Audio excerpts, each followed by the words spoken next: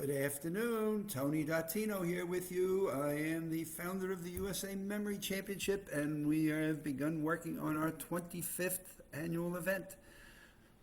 So stay tuned with the USA Memory Championship website for updates. And my goodness, we're looking to make this our best yet ever, and get some of our champions together. So it's good planning. We're up ahead of it. But today I want to talk about an article again. I've found this November issue of Mind, Mood, and Memory just to be, got to be one of their best. I mean, I just don't know which articles to pick off as I do my Live with Tony's. I've just finished the three-part one on various activities that we can engage in to help us with our mental and cognitive health. And today I'm picking off one that says research that suggests that sleeping on it makes for better mood and memory. And I go through people at our workshops and different people we engage with that talk about sleep and how many hours of sleep should you get. And I think almost everybody can answer that question. And the minimum is obviously 6. The maximum is 9. So somewhere between 6 to 9 hours of sleep is what is recommended for all of us at some point or another. And the challenge that we have is we know we have to do that. And I meet with people that say, well, I know I need to get that number of hours of sleep. I know I'm supposed to be getting my rest, but I get so anxious and so stressed and trying to get to sleep. And I've got insomnia. I just can't do it. I'm currently going through some recovery from surgery, and I'm not getting my sleep uninterrupted. I'm getting my sleep over the course of probably 10 to 12 hours, but I'm not getting it in this uninterrupted pattern, which now starts to think about, so what do I do about that? So how do you compensate for some of these things? So I think we all know from an intellectual point of view exactly what we should be doing. The question and challenges become, well, how do we make sure we do it? And how do we know that we do it well and it happens? So sleep deprivation. So this comes out of Massachusetts General Hospital, and it comes from a Dr. Chopra.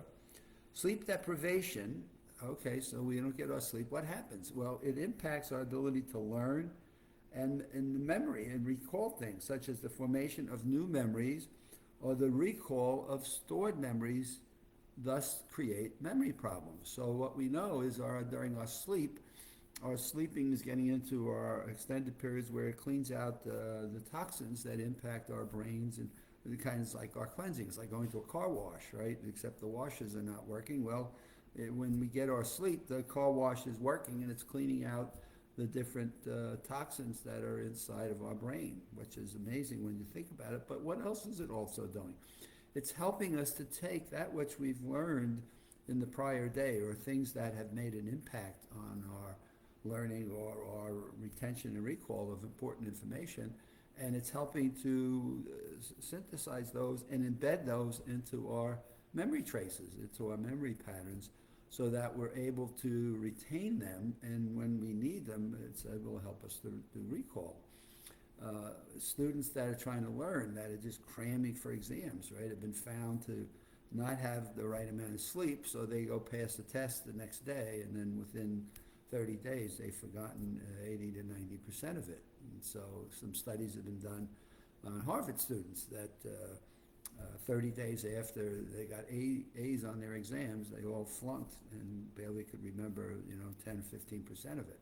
So it's been interesting to see what sleep does to us and the importance of it, knowing how it impacts us. But what I also found interesting with Dr. Chopra's work is the importance that it also can impact our stress levels and how we build resilience, how we build the recovery from stressful situations, and they can also add and lead to anxiety. And so the more anxious we get, the more stress that we build over it, or stress and anxiety we've had in our workday or in our lives during our studies, or things that we're trying to retain, or things we may be doing for work, or things that may upset us about family members and their health, or anything that financial stresses and things of what sort. So we have a different hot spots that impact our ability to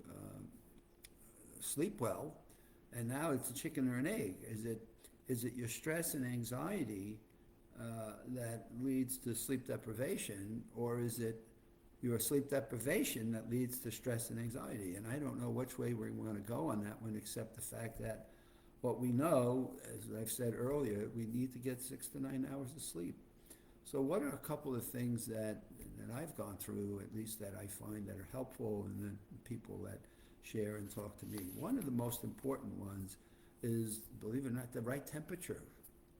And so how much research is being done that your bedroom, as you go to sleep, should be somewhere in the 60s, not in the mid 70s or not in the 80s, but somewhere in the mid 60s, if it's possible. Now, if you live in the Northeast, when you get to winter, hopefully you're sleeping better in winter than you are in summer. Hopefully your air conditioning units are working. Some people still don't have air conditioning if they live in the mountains or they live in the hills somewhere. But the fact of the matter is, you want your bedroom temperature to be in the 60s. And here in Florida, our bedroom temperature is the lowest we'll go is 72, which feels pretty cold. The point that I think and use for myself is when you go to bed, you want to feel that little bit of a chill, so that you put a blanket over you and you feel the warmth of a nice blanket, and you're able to feel that you're at a comfortable temperature. I know if you go to bed and you feel warm, your feet may be warm, you may be sweating a little bit. Certainly not going to bed after you've done a workout is not a good idea, and you're sweating. You're just not comfortable enough to get into under the sheets and put the blanket over you and put your head on a pillow and feel like, wow, I'm in this nice little cozy spot, and therefore it's a bit of a uncomfortable feeling. So we know that the temperatures are right, and some nights I'll get up and I feel a little bit warm, and if it's a cool evening, I'll go outside on our back enclosed porch here, which looks back out onto the trees and the pond, and I'll stand outside for a few minutes to just chill my body down. And so if I'm up and I'm not sleeping, I use a 15-minute rule. I'll look at the clock real quickly. I'll kind of pick my head up, look at the clock. It's over a pillow, and see the time. And 15 minutes later, if I'm still tossing and turning, I'm out of bed. And I may sometimes sit and just do a mind map and stretch out everything that's keeping me awake, or I may go out to the back porch, as I've just said. Some nights, rarely, I might put on television for a half an hour until I feel drowsy enough to sleep. But I will not lay in bed and toss and turn. As I mentioned, I may do a mind map. I'll just take a piece of paper out, just any kind of piece of paper, and I'll always keep paper out on a counter, and I'll just map out everything that's going through my mind, anything that's keeping me awake, anything that's creating a level of stress in my body or my mind. Is something I just want to let go. And what I have found is if I can just sit and take a few minutes and map out everything that's going on in my head that's creating any level of thinking or I'm trying to hang on to, I'll get up and get it on a piece of paper. And sometimes I'll do it on a map, and map it out, and sometimes I'll just, I'll write it out, in lines and lists. The important thing is you're doing a brain dump, oh, excuse me, so that your brain knows that, hey, anything I need to remember as I'm lying and tossing and turning is now at least on a piece of paper of some sort, so I don't need to forget it. And as you see, sometimes, I get these pads in the mail. I'll use those pads and leave them at a counter, so if I need to get a hold of one in the morning or in the middle of the night, I have a piece of paper that I can just jot my notes down onto.